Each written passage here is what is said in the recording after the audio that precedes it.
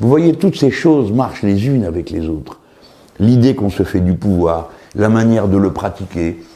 Quand cet homme méprise les gens, il apparaît chez lui toujours cette même idée, la hiérarchie des êtres humains, la hiérarchie des idées. Tout ce qu'ils pensent, tout ce qu'ils font est marqué par une vision hiérarchisante de la société. Et bien sûr qu'il y a un ordre des choses, un ordre des normes, mais on en discute pour savoir qu'est-ce qu'on met au sommet de la pile. Et dans la société libérale, la comparaison entre les gens est toujours une comparaison malsaine. Combien tu gagnes? Ah, tu gagnes pas assez. Bon, là je termine en vous racontant vraiment une histoire de gamin.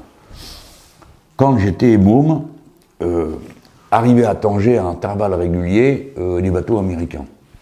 Et donc quand les Américains arrivaient, toute la jeunesse, dont mes parents, participaient. Alors il y avait des balles, des choses comme ça. Enfin bon, ils s'amusaient quoi, comme les jeunes gens l'ont toujours fait.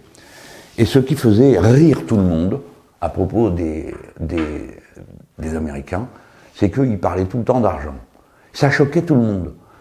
Quand il rencontrait quelqu'un, il lui demandait « Combien tu gagnes ?» Bon, c'était horrible, à l'époque on parlait d'argent, ça se faisait pas. On classait pas les gens d'après la valeur de leur salaire. Et dans la société, ceux qui sont en haut, la plupart du temps, finissent d'évaluer les gens d'après leur salaire, leurs biens, etc. Et dans tous les autres, il y a plus de bon sens.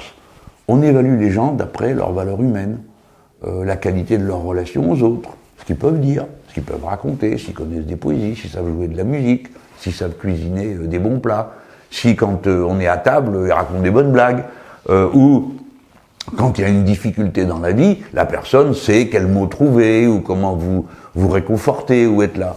C'est comme ça qu'on juge la valeur des gens. La valeur, bon, eux non.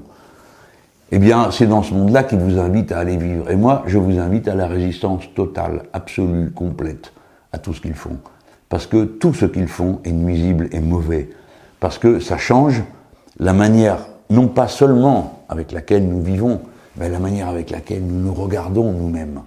À la fin, ils nous proposent comme un miroir. Et ils nous demandent de nous regarder dans le miroir et de nous demander si nous sommes de la bonne couleur de peau, du bon niveau de revenu, si nous pensons juste ou faux.